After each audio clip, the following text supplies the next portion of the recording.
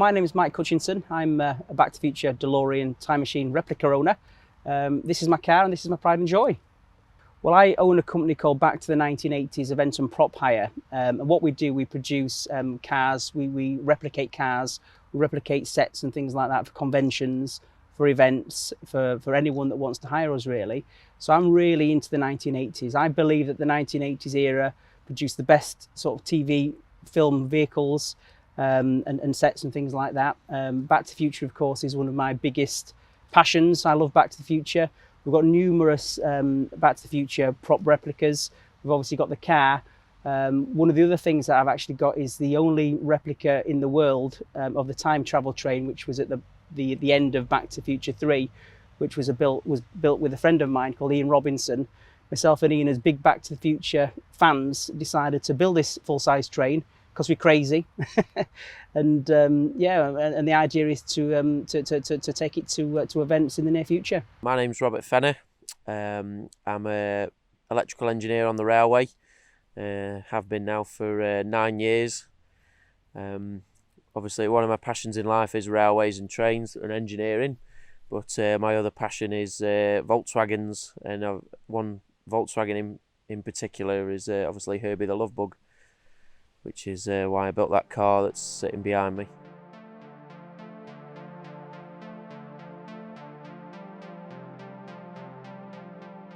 Hi, I'm Paul Jones. I'm the owner of a 1989 Knight Rider KITT replica. Why KITT? I was 10 years old when the show come out, 1982. There was nothing like it on the TV at the time. If the car being the car of the future, I just fell in love with the shape, just everything about the car basically. Very sleek looking. I started collecting the toys at the time, still do actually. And I always thought one day I'd love to own one. And back in 2016, I had the opportunity. I was offered one after searching for a few over the years. I had to travel to Newcastle, but it ended up being the one for me. The car wasn't complete when I bought it. Majority of the work was done, dashboard, the electronics, but it was the cosmetics, trims, rubber seals, paint job, upholstery, carpets. The carpet was done, but I decided to better it, really, basically. So it's basically finished the job. It would just be a shame just to leave it the way, only half done. It's taken a few years to get certain parts. I mean, quite lucky really that it's GM Motors, so they still produce original parts or reproduction parts. So that's one less job got to worry about. The hardest part I wanted was the toe frame underneath the car, nose cone. To me, that was just the finishing touch. That was in season 2. It was used for a number of things. In the show, it was supposed to be the grappling hook and all the gadgets to fire out of it. But in reality, it was where the camera was mounted on the front of the car. So it's just little details I wanted to buy and complete the car. Lucky enough, there is a place called Knight Industries and you can buy parts for the replicas. So it's a lot easier to buy for now. I imagine 10 years down the line, they were harder to come by. But majority of parts required for the car, yes, there doesn't seem to be any problems buying if you decide if you want to build one yourself? I've always been a car lover. I mean, ever since I was young, I've always been into sort of fast cars. I always wanted Ferraris. I always wanted this and that. My actual first replica car that I bought was actually an Owner Fools and Horses Del Boy Trotter's car, the three-wheeler car, which I really loved. And the funny thing was, I only bought it just for the laugh, really. I saw one for sale. I thought, how funny would it be to drive down the road in this yellow three-wheeling car? So bought that, but as soon as I bought it, it created a bit of a buzz around the area. The fact is, Del Boy's in the area, and people call me Del Boy, and I thought this is quite a good laugh. At that point, then someone actually said to me, "Would you ever fancy hiring it out, or would you ever take me to my wedding, for example?" I thought, well, yeah, that sounds great.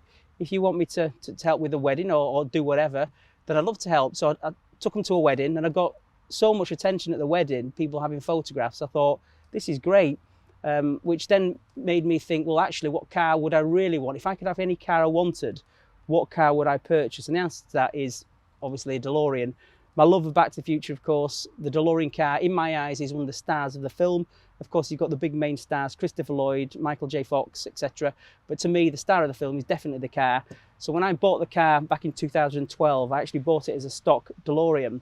And I was hanging around with the DeLorean Club, who's, to me, are the friendliest people you'll ever meet.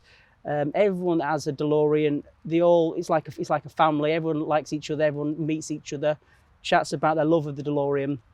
At that point, I sort of said to them, well, I was considering changing it to a time machine replica. And of course, they weren't happy about that, should we say. They say, why would you want to ruin a DeLorean? In my eyes, it wasn't ruining the DeLorean. It was a case of making it better for what I was into, obviously the film. So the fact is, I actually designed, or myself and my dad, should I say, designed a sort of kit, should we say, that enabled me to put these what I would call screen accurate parts, should I say, onto panels, onto the car without drilling any holes on the car at all. So what you see with this particular DeLorean time machine is a car that in theory could go back to a standard DeLorean in say half a day. So again, would I ever turn it back to a standard DeLorean? The answer to that is, well, no, I wouldn't, because I love time machines so much.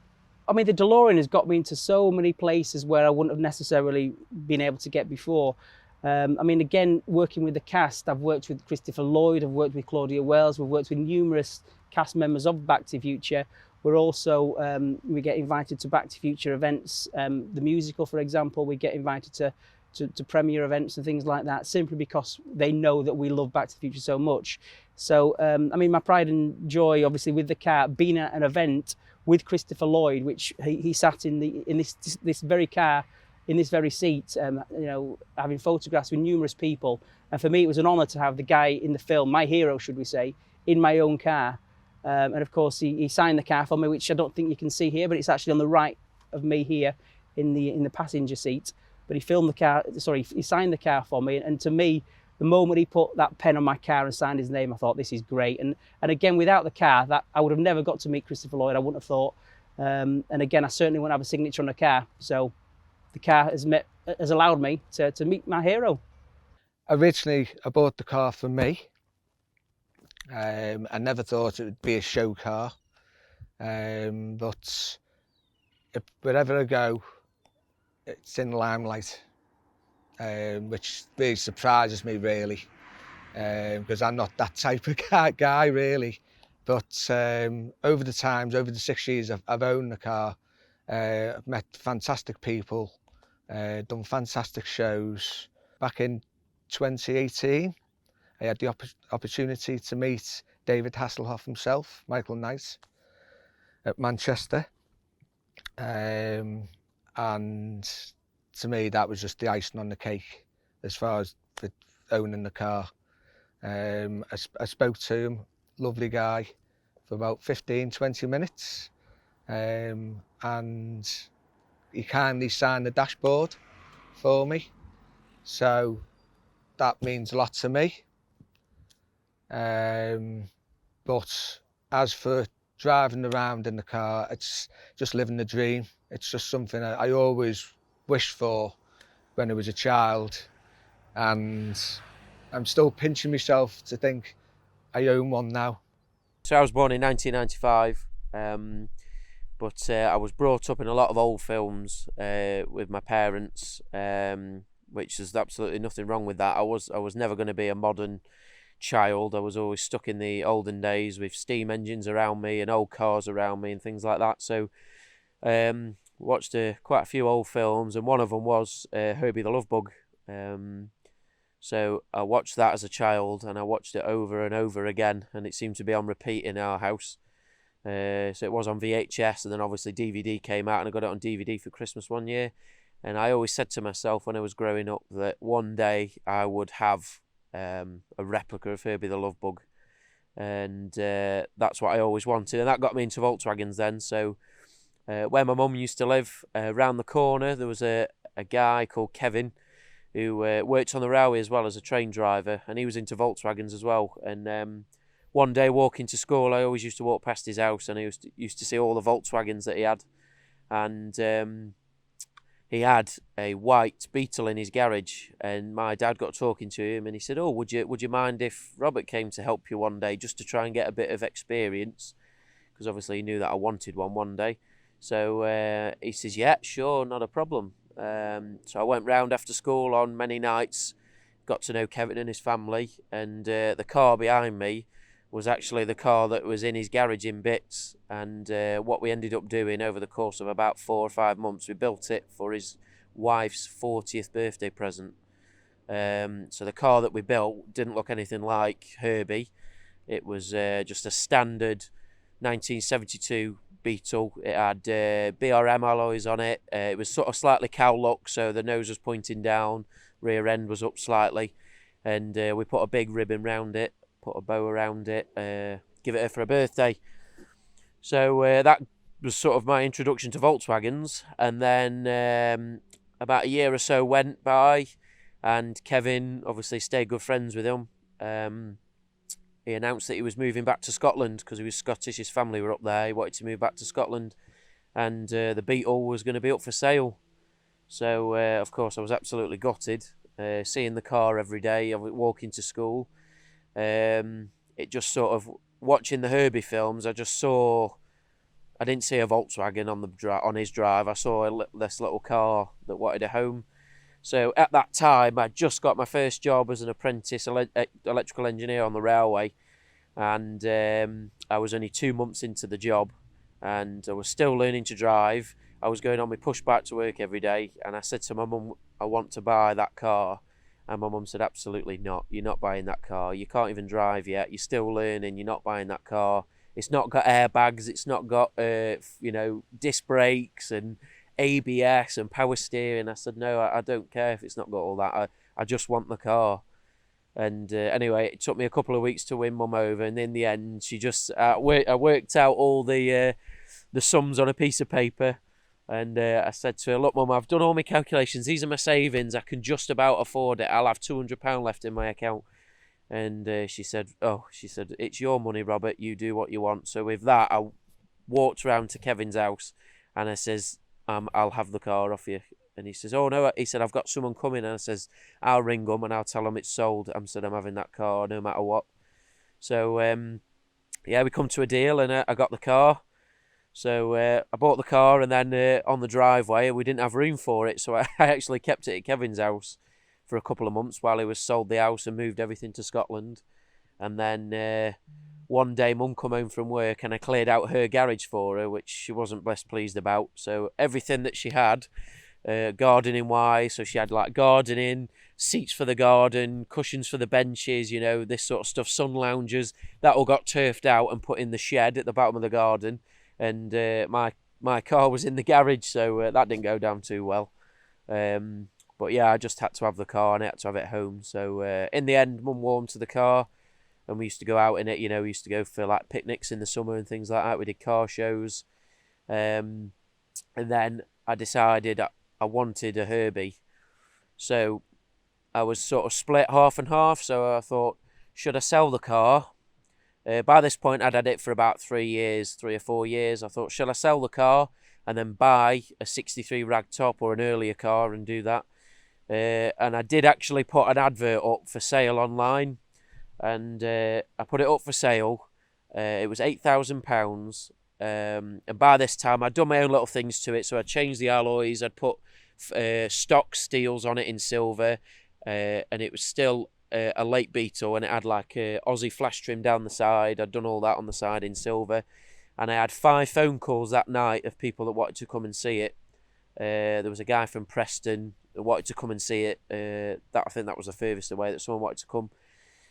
And after all the calls that I had, people wanted to buy it. I looked at the car in the garage and I thought, I can't sell that car. I just can't sell it for the story that I've had with the car.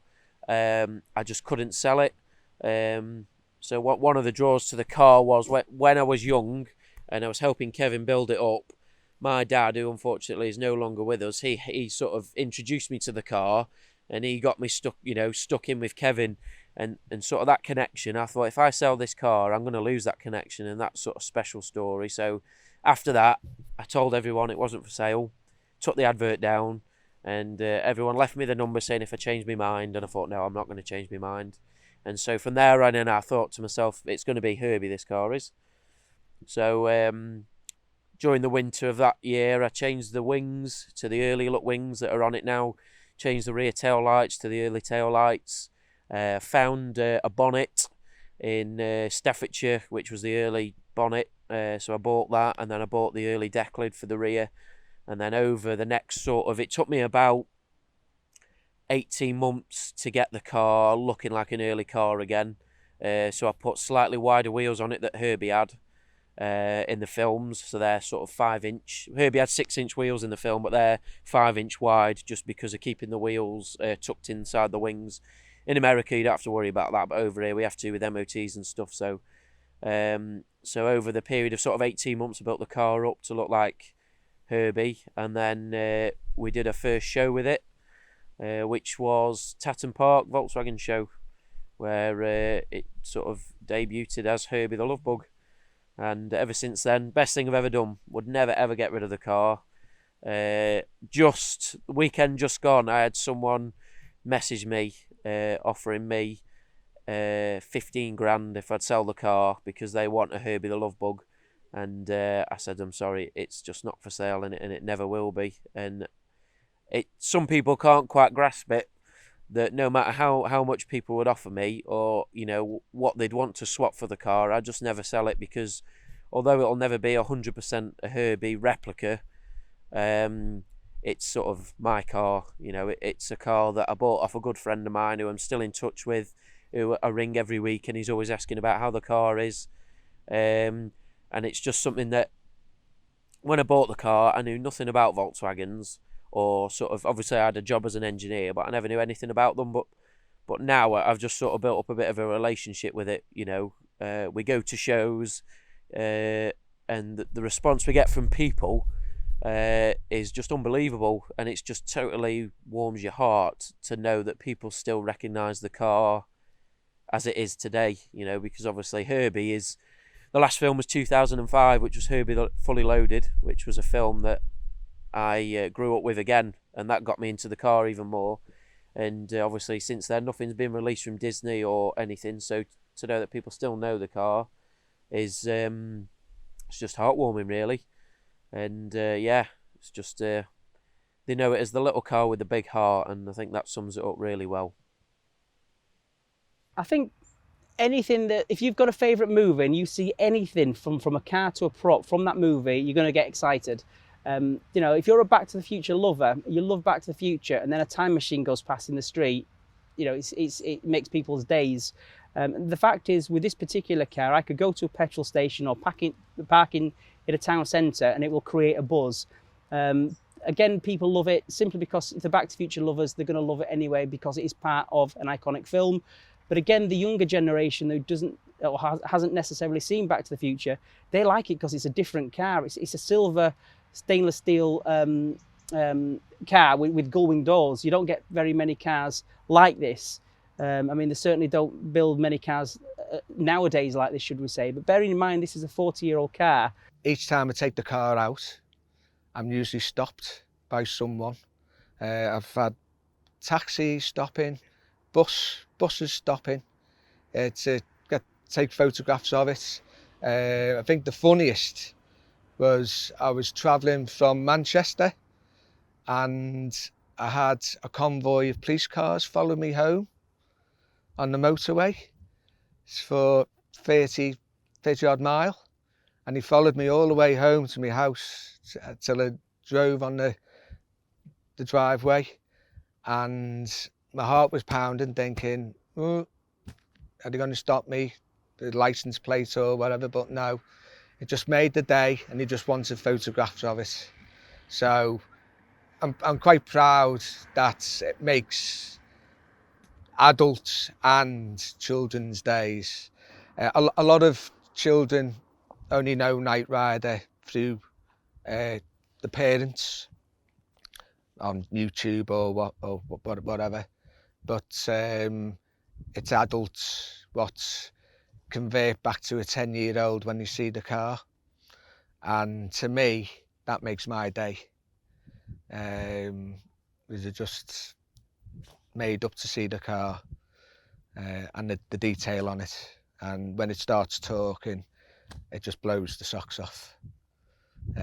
Which, yeah, it's great. We do have a laugh. People think I'm crazy. I remember when I first started building the car, people were thinking, well, straight away, wow, he's got a DeLorean, that's great. They knew, my family and friends, I love Back to the Future, so they knew that at some point it would be a time machine replica. So when it actually became a time machine replica, people were like, that's great, that's perfect. But funny enough, I think people just automatically know that I've got these cars now, so they're not actually bothered anymore. At first it was a case of, can I have a lift, can I have a quick ride, and that's it. Once I've seen it once, fine, not bothered. My wife, for example, I don't think she's even sat in the car after all these years. She's not bothered. Whereas it's strange to me to see people in the streets all over the car asking me questions, and then actually family members, they just think I'm crazy. Right, so as you can see, this is my car that you've seen before on the film. So this again, it's just a 72 that I've converted to look a bit earlier and look like Herbie. But what we'll do, I'll take you through some of the other cars that are here today, and the actual Herbie's here as well. So if you follow me this way. So this one here, this car belongs to a guy called Tim, a good friend of mine again, and I just know him through having a Herbie. So this is a genuine 63 ragtop, as Herbie was. So that's a factory fitted ragtop from Volkswagen in the factory, built in January 63. He's bought the car and restored it, and then with a bit of help from me, we've put stickers on it and made it look a bit more like Herbie was. Again, lovely car, really nice car. And then follow me this way. So this one here, this is the real deal, this one. So this is a genuine Disney car. This is known as Herbie 2 from Herbie the Love Bug. So this car was the car that they used for all the racing scenes in Herbie the Love Bug. So this one was driven by Dean Jones, everyone in the film. It's signed by Dean Jones as well. He's travelled all the way from London overnight on Friday. It came up on Saturday, driven it about 185 mile. He's a guy that believes in using the car. So again, he takes it everywhere. He drove over into Europe 2 months ago for a Volkswagen show, covered about 1,300 miles in the car. You know, he said it's very much a car to be used. So even though it's a massive collector's item and it's worth a good six-figure sum, still used every day. So if you have a look at the car, you can still see some of the patina from the film. So these are all the original sort of decals. So you can see the stickers cracking from the sun in America. Everything is as it was. Original number plate, all battered in from the film when it was doing the racing scenes. Interior, again, all original. So the interiors were painted grey. That's because of reflecting light on the cameras in the studio. So all the interior is a matte grey finish. Again, just to aid filming in the studio and not reflecting any of the studio lights. In the back of the car, it's got a Porsche 356 engine, which it had in the film. Again, to get it up to higher speeds during filming, it reached speeds of apparently 100, 110 mile an hour. And then the next car I'll show you again. So we've got a whole row of Herbies today. We've got about 12 cars here today. This one, a guy called Al Clinton, lives in Liverpool. This car was built, was commissioned for Alan, was built in America as an exact copy of Herbie 2. So all the specification that Herbie 2's got, this car has. So in the community, this one's known as Herbie 12. So in the film, they made 11 cars. They never made a 12 car, but they say this car is as good as a 12 car would have been. So Alan again uses it. He drives it every day. Uses it for weddings and promotional stuff. He also uses it for charity days, raising money for hospices and everything, which is what it's all about, isn't it? So he went to Carfest last weekend with it. Again, massive show, got a lot of attention, as it always does. I mean, the car's absolutely immaculate. He's got the roll bar in it, again, original specification Lovebug roll bar. Those things, you can't buy them. All that's got to be custom made to the original specification. And then some of the other cars we've got today, so although they may not be a 63 ragtop, they're all Herbie tribute cars in their own. So again, we've got a yellow car, but it's a Herbie tribute. It's got the decals on there, and the lady that owns it has only got it because she watched a Herbie film and wanted a Volkswagen. So we've got all sorts of cars. So we've got cars that are sort of 73 and upwards and 73 downwards. So all these cars here are later cars than a 63. But again, they've all got the essence of Herbie and the character of Herbie. With this car, we've got an overlap really of two communities. So we've got the Volkswagen community, which is in the UK and worldwide is absolutely huge. So the amount of Volkswagen shows, community meetups we do camp outs. We just do like Sunday morning cars and coffees. Is just phenomenal. I'd never realised when I bought the car what sort of world it had opened me up to. So I dare to count hundreds of friends, and these aren't people that I tend to speak to every day in my life. But when we go to a Volkswagen show, I always get a text message saying, "Hey mate, are you at such and such?" And we'll be like, "Yeah, all right, let's meet up for a beer later on," and all that, and we'll have a good old catch up and stuff. And so that the Volkswagen community is just phenomenal. And I'm part of a local club. They're based in Stoke-on-Trent called Volkstoke with the car. And I was in the club when I got the car first time. So before it was Herbie, it was in the club. And so through that, I've made friends for life, really.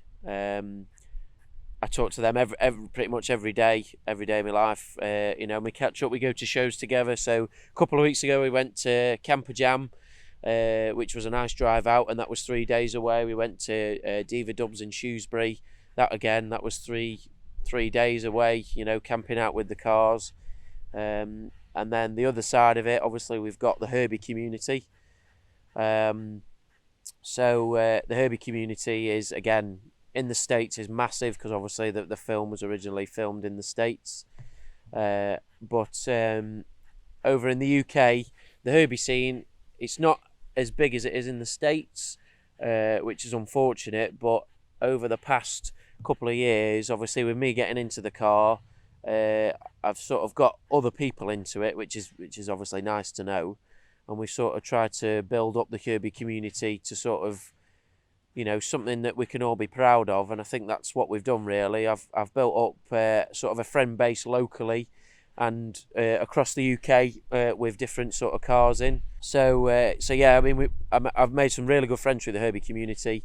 We've got forums online, on Facebook. We've got a website called the Lovebug Fans, which connects everyone worldwide together. So people from the States, there's people from South Africa on there.